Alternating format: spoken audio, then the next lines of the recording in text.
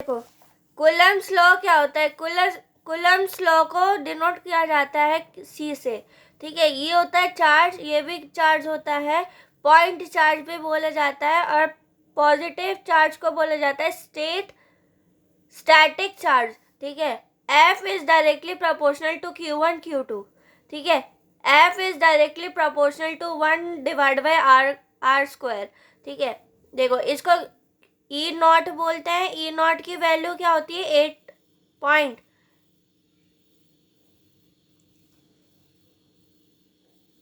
8.85 into 10⁻⁻² E2 n-2, ठीक है। ये वैक्यूम है, ठीक है। अब देखो F is directly proportional to Q1 Q2 divide by r², तो आप इसको ऐसे कर सकते हो कि F is K Q1 Q2 divide by r², तो K की वैल्यू क्या हो जाएगी, कांस्टेंट हो जाएगी, ठीक है। K इक्वल टू, K की वैल्यू क्या होती है, 9 इंटू 10⁻⁹ 9 इंटू 10⁻⁹ nm2c2, ठीक है। तो K की वैल्यू क्या हो जाएगी, 1/4 पाई E नॉट। इसी को ही बोला जाता है primary value of four space, free space बोला जाता है, ठीक है। आप इसको ऐसे भी दिखा सकते हो, ठीक है। अब आगे चलते हैं, एक बार और देख लो, इसको आप ऐसे लिख सकते हो। अब आगे चलते हैं, देखो एक बार और बता देती हूँ इसको कि पॉजिटिव और पॉजिटिव को जोड़ेंगे तो रिपेल करेगा, अगर पॉजिटिव और नेगेटिव को जोड़ेंगे तो अट्रैक्ट करेगा, ठीक है। डी डाई इलेक्ट्रिक कांस्टेंट क्या होता है, F V divide by F M equal to E divide by E not equal to E R. ये फॉर्मूला बहुत ज़्यादा इंपॉर्टेंट है, याद कर लेना। अब देखो K equal to E divide by E not, ये इंपॉर्टेंट है फॉर्मूला, याद कर लेना। E M equal to K E not, ठीक है। तो K की वैल्यू क्या हो जाएगी, कांस्टेंट हो जाएगी। तो ये फॉर्मूला याद कर लेना, एक ये फॉर्मूला है, E not equal to E M divide by K, ये मीडियम में हो जाता है। ये तीनों फॉर्मूले इंपॉर्टेंट है और ये भी, ठीक है, याद कर लेना। अब आगे चलते हैं, प्रिंसिपल ऑफ सुपर पोजिशन क्या होता है।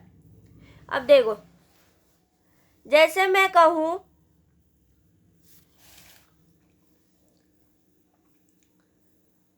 पॉजिटिव और पॉजिटिव को जोड़ेंगे क्या होगा, अगर मैं कहूं पॉजिटिव और पॉजिटिव को जोड़ेंगे तो क्या होगा, रिपेल करेगा, वेल एंड गुड। अगर पॉजिटिव और नेगेटिव को जोड़ेंगे तो क्या होगा, अट्रैक्ट करेगा।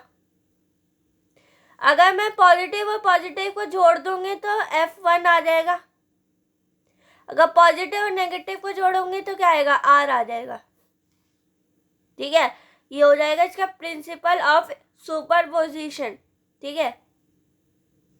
देखो पॉजिटिव और पॉजिटिव को जोड़ेंगे तो रिपेल करेगा, अगर पॉजिटिव और नेगेटिव को जोड़ेंगे तो अट्रैक्ट करेगा।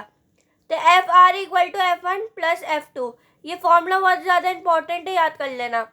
ये प्रिंसिपल ऑफ सुपर पोजिशन का फॉर्मूला है। अब देखो इलेक्ट्रिक फील्ड क्या होता है, तो ये equal to F divide by E not Q not, ठीक है। Equal to F divide by Q not, ठीक है। इसी को इलेक्ट्रिक फील्ड बोला जाता है।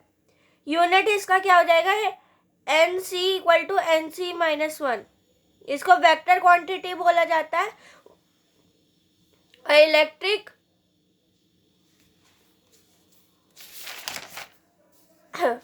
और इलेक्ट्रिक चार्ज को दिखाया जाता है स्केलर क्वांटिटी से, इलेक्ट्रिक चार्ज को दिखाया जाता है स्केलर क्वांटिटी से, और इलेक्ट्रिक फील्ड को वेक्टर क्वांटिटी से दिखाया जाता है, ठीक है, याद कर लेना, इंपॉर्टेंट है।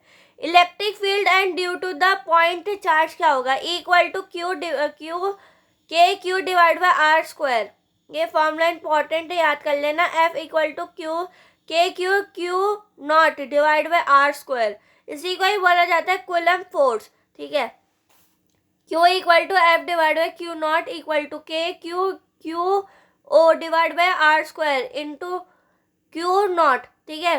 नॉट से नॉट कट जाएगा तो आंसर क्या आएगा, E equal to K Q divide by R square, ठीक है। इसको प्रूफ कर दिया गया है electric field due to the point charge, ठीक है। अब इसका क्वेश्चन है, ये इन क्वेश्चन है, देख लो। अगर Q1 और Q2 के बारे में बीच में 10 की पावर एक्सेलरेशन देखा जाए तो क्या आएगा, 100 माइनस एक्स। अब देखो Q1 और Q2 की वैल्यू हमें क्या रखनी है, 100 माइनस एक्स रखनी है। तो कैसे रखोगे, E plus Q equal to K Q divide by R square equal to K Q divide by X की पावर 2। तो E plus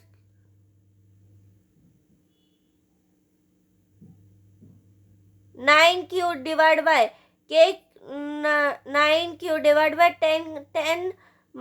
10 a minus X की पावर 2। तो आंसर क्या आ जाएगा, x इक्वल टू 2.5 एक्सीलरेशन, ठीक है। ये क्वेश्चन इंपॉर्टेंट है, याद कर लेना। ऐसे क्वेश्चन आपके एग्जाम में आते ही आते हैं। अब आगे चलते हैं।